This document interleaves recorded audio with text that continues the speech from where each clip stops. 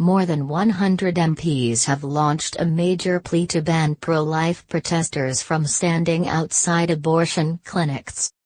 4 party leaders including Jeremy Corbyn joined a public appeal for buffer zones, 50 years after the abortion was legalized.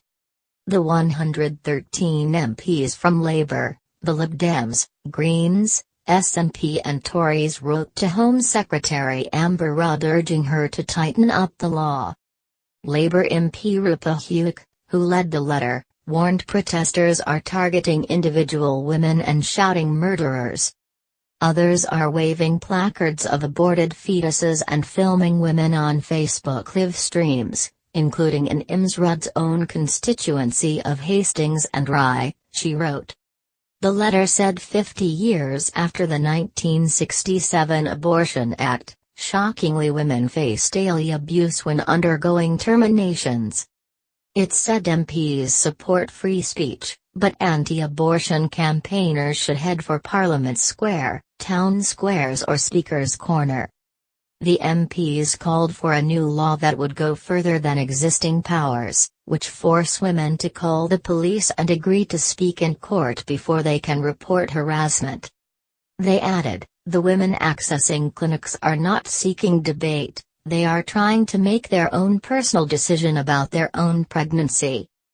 Ms Hewik's local council, Ealing in West London, passed a groundbreaking motion earlier this month to ban protesters from standing outside abortion clinics. The town hall is now considering enacting a public space protection order, usually used to combat antisocial behavior like drinking, to disperse campaigners outside a Marie Stopes clinic. More than 100,000 people have backed a national campaign for buffer zones and the Home Secretary has left the door open to supporting them. Ms Rudd said earlier this month that protests must not in any way be allowed to intimidate women and she was watching Ealing Council's situation with interest.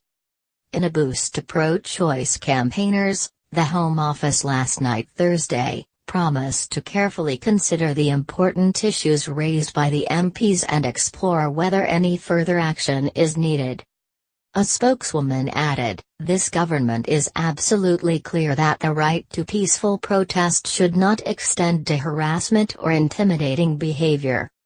Protesters are subject to the law and all suspected criminal offenses should be robustly investigated and dealt with by the police. Where vulnerable women are harassed or intimidated, simply for exercising a legal right, we are clear that the police and the local authority should deal with it.